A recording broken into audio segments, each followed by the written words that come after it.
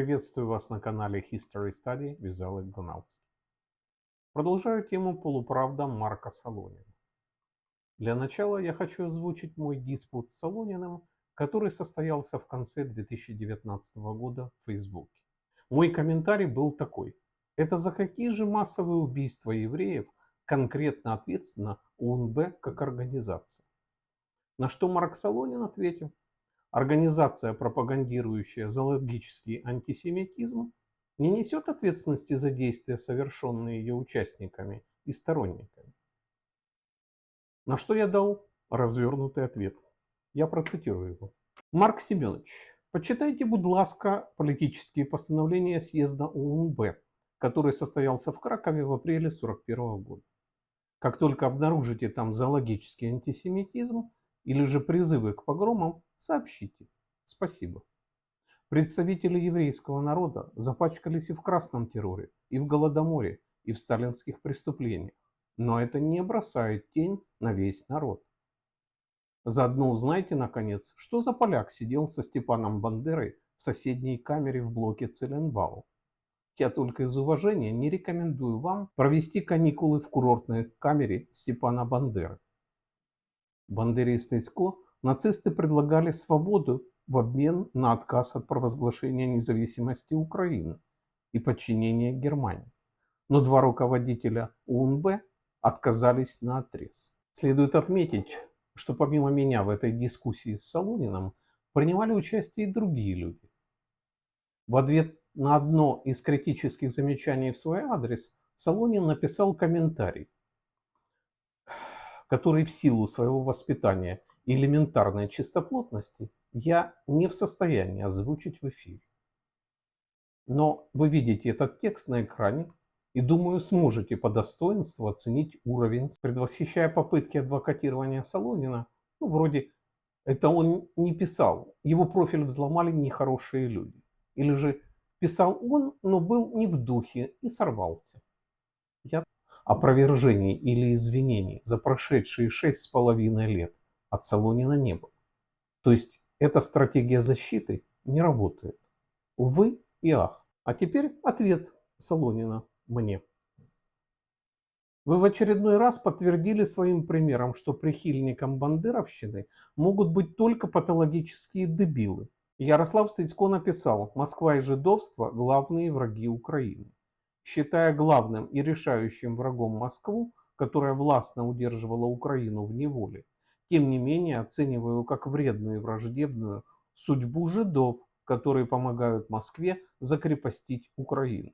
Поэтому стою на позиции уничтожения жидов и целесообразности перенесения в Украину немецких методов экстерминации жидов, исключая их ассимиляцию и тому подобное.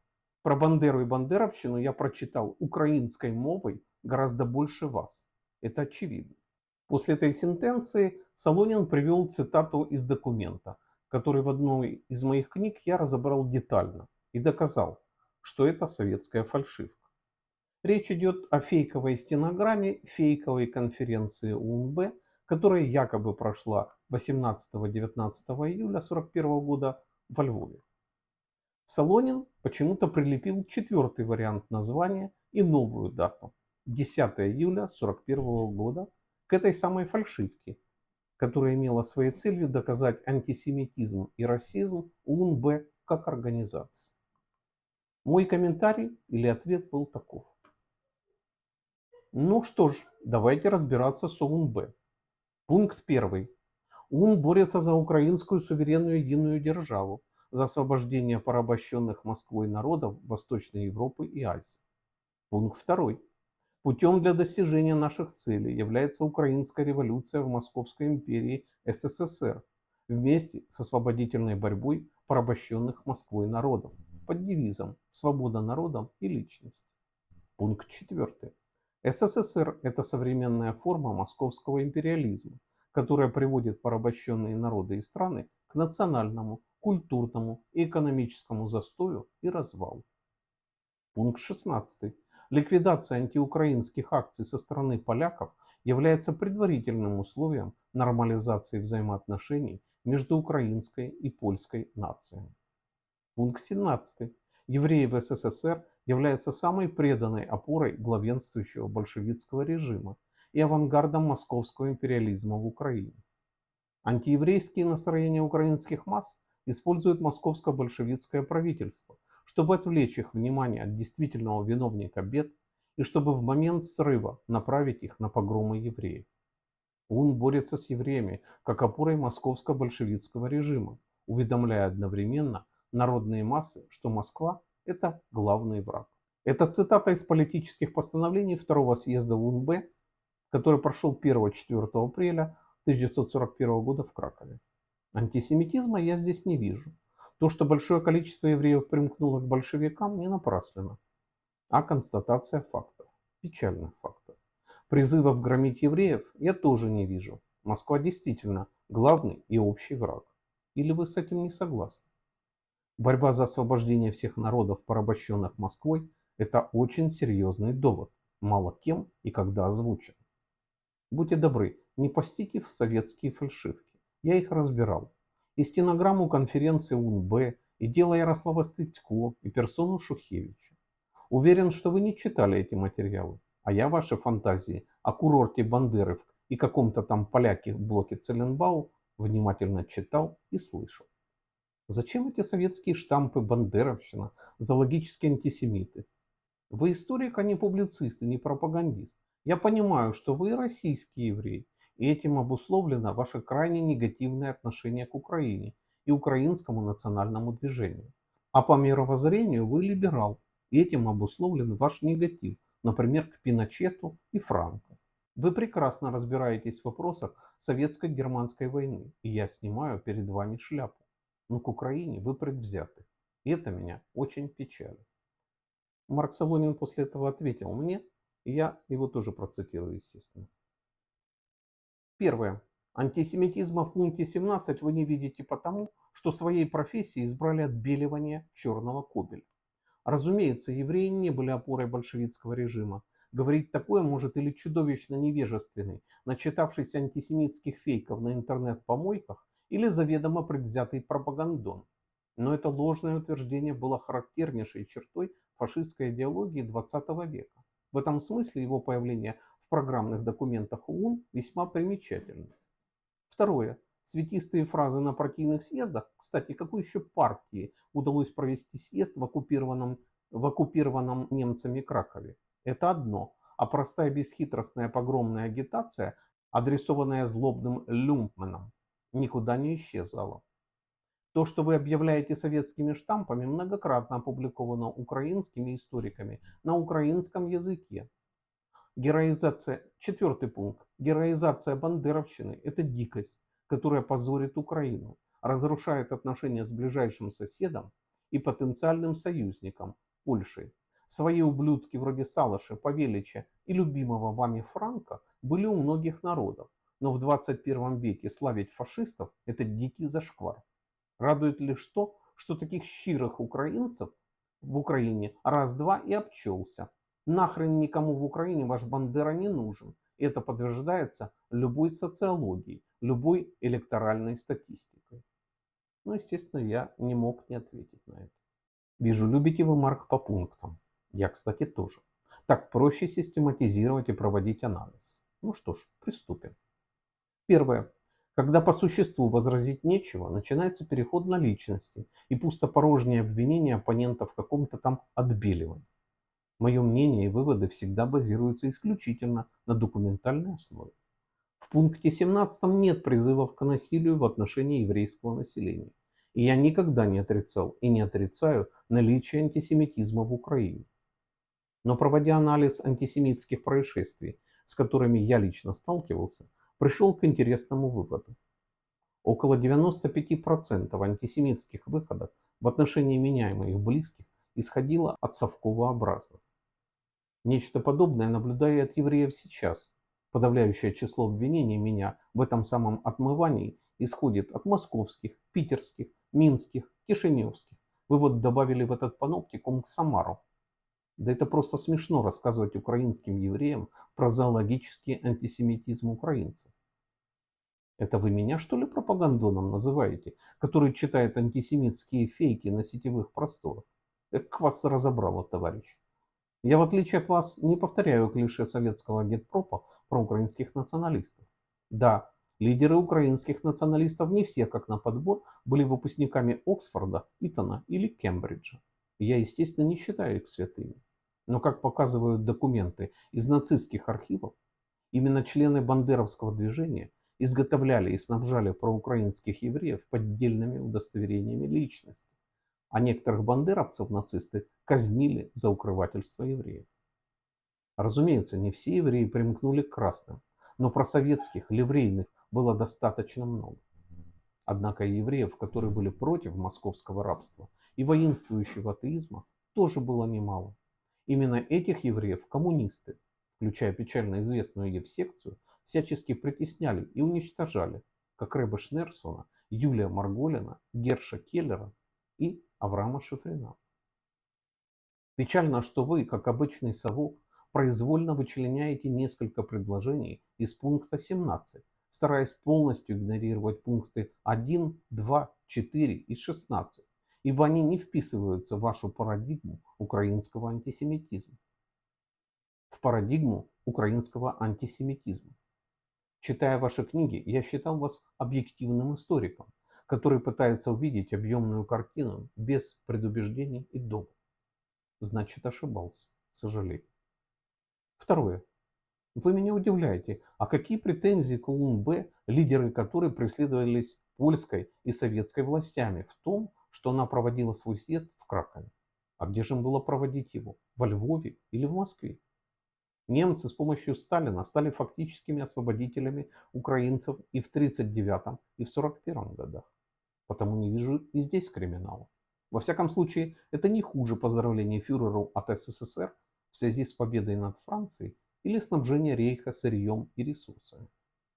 Где правдивая, а не фейковая погромная агитация от Степана Бандеры и Романа Шухевича? У вас кроме советских фальшивок имеются какие-то документы? Или это обычная риторика? Третье. От того, что какой-то документ опубликован украинскими или канадскими или американскими историками по-украински или по-английски, он не становится автоматически истиной и не перестает быть повтором советской лжи. Примеры я вам уже привел. Вы ведь против агитпропа боролись? Или уже сложили лапки и выкинули белый флаг? И вполне готовы сегодня, в 21 веке, озвучить советские карикатуры на Бандеру, УПА или митрополита Андрея, графа Шептицкого, из 1940-х и 50-х годов. Четвертое. Марк, и охота вам повторять советский ярлык бандеровщины. Для меня Степан Бандера такой же борец за независимость украинского народа, как Зоев Жаботинский, Менахем Бегин и Ицхак Шамир. Борцы за независимость моего еврейского народа. Понимаю, что для вас эти трое, возможно, тоже фашисты, тираны и убийцы, как и их любили шельмовать мыслители из КГБ. Вы знаете, Польша и Украина разберутся в своей истории без российской помощи, потому как они начинают осознавать, что это ваша родина для них общий и самый опасный враг. Польша, а не Европа и не товарищ Обама напомнили миру про нарушенный вашей родиной Будапештский меморандум в отношении Украины. Именно о сотрудничестве между украинцами и поляками Степан Бандера и вел тайные переговоры с каким-то там поляком. Вы же до сих пор не удосужились уточнить, что за поляк такой сидел вместе с главой ОУН-Б у нацистов в якобы курортной зоне. А он, оказывается, был главным комендантом армии Краевой. Польша также помнит, как совместно с УНР остановила Красные армии в 2020 году. И министр обороны Польши становился на колени перед могилой генерала армии УНР, героя Польши Марко Безручка, а не перед могилами советских псевдоосвободителей. Ставить на один уровень Салаша и Франко – это вообще круто. Я, знаете, люблю свою жену, а Франциско Франко просто уважаю. Даже не буду ссылаться на мнение Черчилля. Он для вас, либерала, вероятно, буржуй, правый экстремист и поджигатель войны. А он по достоинству оценил действия Франко. Я просто укажу, что согласно архивам ЦРУ, это Франциско Франко спасал европейских евреев тогда, когда на них было всем наплевать. Пятый пункт. Кто вы такой, чтобы от имени всех украинцев говорить, что никому в Украине Бандера не нужен? Вас кто-то уполномочил выражать коллективное мнение украинцев об ОУН-Б УПА Бандере Стыцко? Так как Марк Солонин поднял вопрос по Ярославу Стыцко, то я поставил в обсуждение линк на главу из моей книги. Материалы Стыцко и расследование спецоперации КГБ СССР против него конкретно и против украинских националистов вообще. Тем более, что документов в этой главе предоставлено множество. В ответ Солонин лишь повторил одно мое предложение из всего объемного текста. Сын христианского священника с очень большой долей вероятности не сможет поддержать уничтожение невинных детей, женщин и стариков. Все понятно. Продолжайте в том же духе. На что я возразил? Это все, что вы смогли возразить, а по делу, конкретно. Я подчеркиваю в тексте, что это лишь косвенные доказательства, рассуждения на тему. Прямых и документальных море. Почему вы на них не обратили внимания? Не вписываются в ваши шаблоны? Или вы любите расчлененку? Ответа, естественно, я не получил. А вскоре вообще был заблокирован Солониным на Facebook. Буквально через месяц, 20 января 2020 года, после этого нашего диспута, российская «Новая газета» опубликовала интервью с Солониным. Его ответы на вопросы корреспондента дополнили всю картину. Я разберу несколько моментов подробно. Первая его цитата. При нынешнем уровне накала враждебности к Западу, при всех этих пятиминутках ненависти, извергаемых российскими гостелеканалами, при общем одичании и локальном обнищании населения, было бы логично ожидать гигантского всплеска антисемитизма в России, а его пока нет. И в этом, на мой взгляд, большая личная заслуга Владимира Владимировича Путина. Говорю об этом без малейшей иронии. Конец цитаты. Давайте задумаемся. Агрессия России, родины Солонина, против Украины на тот момент шла уже почти 6 лет. А до этого, в 2008 году, столь уважаемый Солониным КГБист Путин аннексировал и часть Грузии. И вот, после всего этого, Солонин в абсолютно советском стиле поет осанну Путину, отмечая заслуги. Какие, собственно, и перед кем. Но идем дальше. Цитата вторая.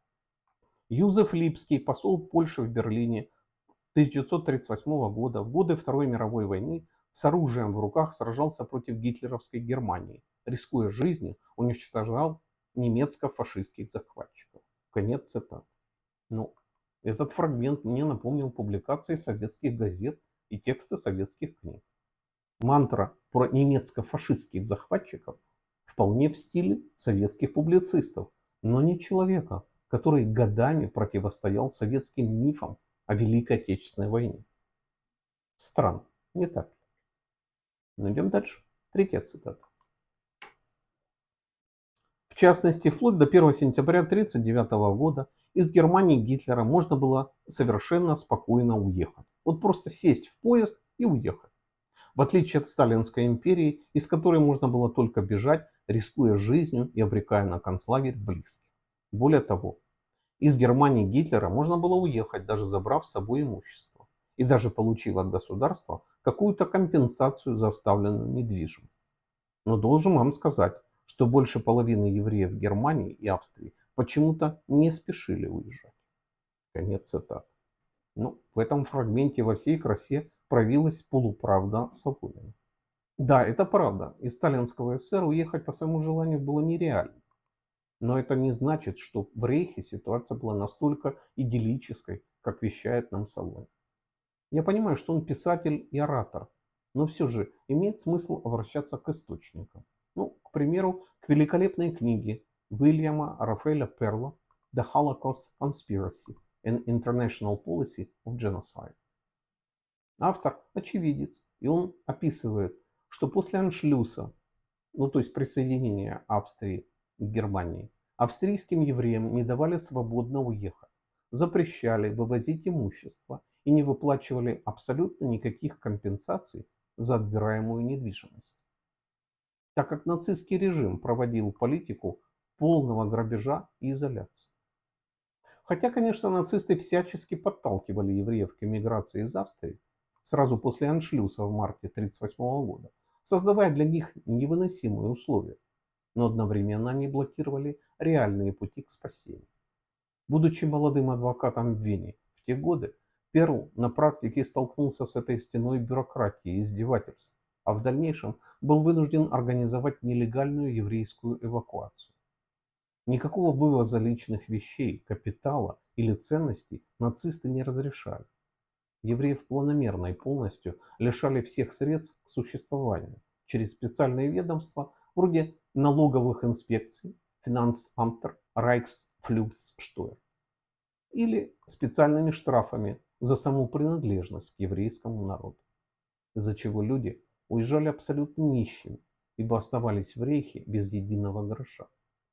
Естественно, в такой ситуации многие просто были не в состоянии уехать из Германии и Австрии.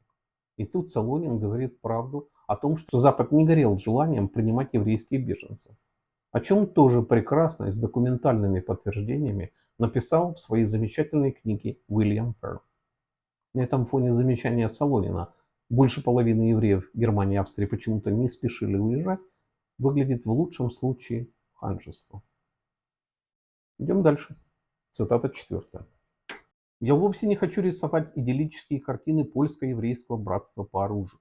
И тем не менее, лондонское польское правительство в изгнании признало задачу спасения еврейского населения своей задачей.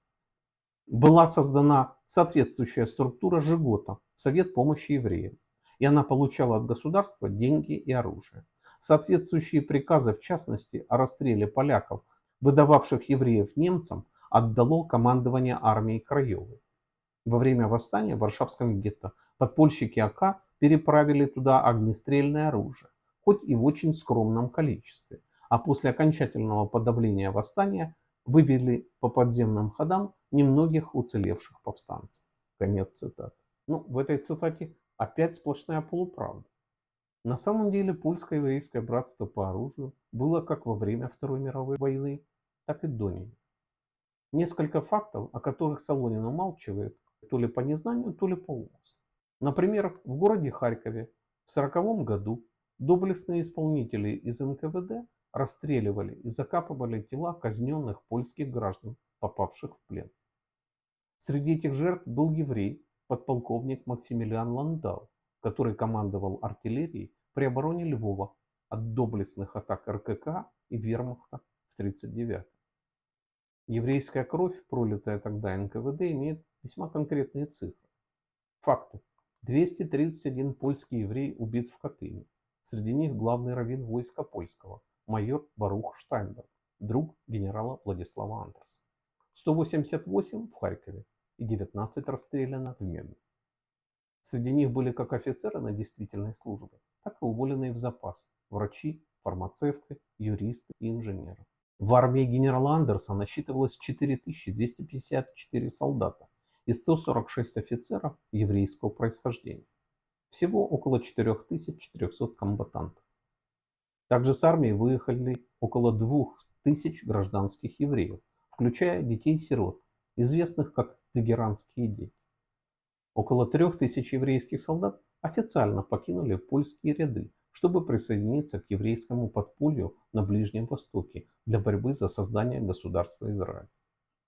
Генерал Андерс даже отдал негласный приказ не преследовать и не наказывать уходящих еврейских солдат как дезертиров, понимая их мотивы.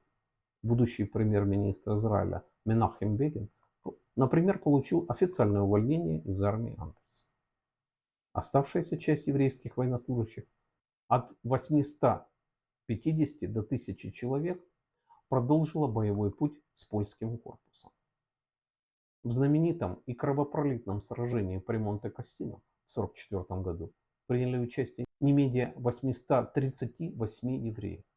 В этих боях непосредственно на поле боя погибло около 30 еврейских бойцов, а еще 62 получили ранения. По итогам итальянской кампании 136 еврейских военнослужащих получили боевые ордена, причем 6 из них удостоились высшей военной награды Польши – ордена Виртути Милитари.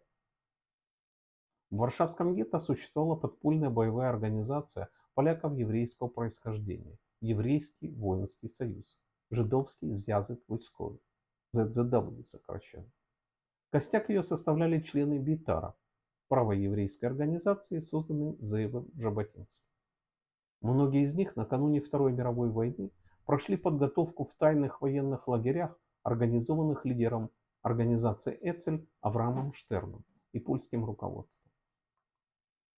Именно поэтому ЗЗW получала оружие, снаряжение, инструктаж и инженерную поддержку от польского военизированного подполья. В основном от КБ, корпус беспечества, и от АК, армия Краева тоже, конечно. Подчеркну, поляки поставляли оружие правому еврейскому сопротивлению, которое воевало под польскими и еврейскими флагами, а не левой группе Анилевича с красными флагами. Важный момент. Оружие передавалось в гетто не во время восстания, как это озвучил Солонин, а задолго до начала. Солонин ничего не сказал о ЗЗW, лишь вскользь заметил, что АК переправили туда огнестрельное оружие, хоть в очень скромном количестве. В чем-то, конечно, он прав. Армия Краева действительно передала в гетто довольно небольшое количество оружия. И сделала это лишь благодаря личному решению командира, того самого генерала Ровецкого, личность которого Солонин так и не смог выяснить за долгие годы. Основную же поддержку и снабжение оружием ЗЗW получал от Корпуса безопасности. Именно Корпус безопасности снабдил бейтаровцев не только пистолетами и винтовками, но и почти 2 десятками пулеметов, в том числе 2 тяжелыми станковыми пулеметами ЦКМ ВЗ-30. Это модификация пулемета Браунинга с водяным охлаждением. В абсолюте, конечно, у восставших в гетто было мало оружия, но следует помнить, что Корпус безопасности и армия Краева были подпольными организациями во время войны, а не оптовыми складами оружия. Дополнительной вишенкой на торте стыдливое молчание Солониным в этом фрагменте полного и оригинального названия польской организации «Совет помощи евреям» Рада помощи жидам, что косвенно подтверждает его манипуляции со словами «жид», «жидовство», «жидовский» исключительно в отношении украинского языка и документов. То есть, когда Солонин цитирует в переводе Ярослава Стецько, то говорит «жидовство», но в переводе польских текстов всегда говорит «еврей». Идем дальше. 5-я цитата из Солонина. О том, что Освенцим – это фабрика смерти, мир узнал не сразу. Для этого потребовалось отправлять туда разведчиков, поляков Яна Карского и Витольда Пилецкого. Да и их отчетам не сразу поверили. Конец цитаты. Но даже в этой короткой фразе Солонин в очередной раз продемонстрировал отсутствие знаний по польско-еврейской истории. Дело в том, что праведник Ян Карский, вечная ему память, никогда не был в нацистском концлагере Аушвиц. Кстати, а почему историк, если, конечно, он себя уважает, повторяет советско-российский тренд в отношении названия концлагеря? Дело в том, что Освенцим – это польский городок, вблизи которого нацисты организовали концлагерь под названием Аушвиц. Называя лагерь Освенцимом, его связывают с польским населенным пунктом, а не с нацистской фабрикой смерти. Таким образом, вводя в обиход кремлевский дезинформирующий термин «польские концлагеря» вместо верного термина «нацистские концлагеря». Напомню, что ведомство товарища Мединского окончательно переориентировало Катынский монумент в антипольский. Не правда ли это созвучно с Солониным? Любопытно, как можно назвать публичного человека, который своими выступлениями и публикациями сталкивает евреев с украинцами, украинцев с поляками, а поляков с евреями? Почему я считаю важным разбирать эти солонинские посты, видео, публикации? Делаю это потому, что он создал себе реноме борца с КГБ и агитпропом на развитие антисоветских и антироссийских тезисов Виктора Суворова. То есть привлек к себе массу людей с подобными взглядами, став для многих ориентиром, таким себе фальшивым корнуольским маяком, заманивающим суда в тумане и темноте на мили и скалы. Спасибо вам за внимание и до новых встреч.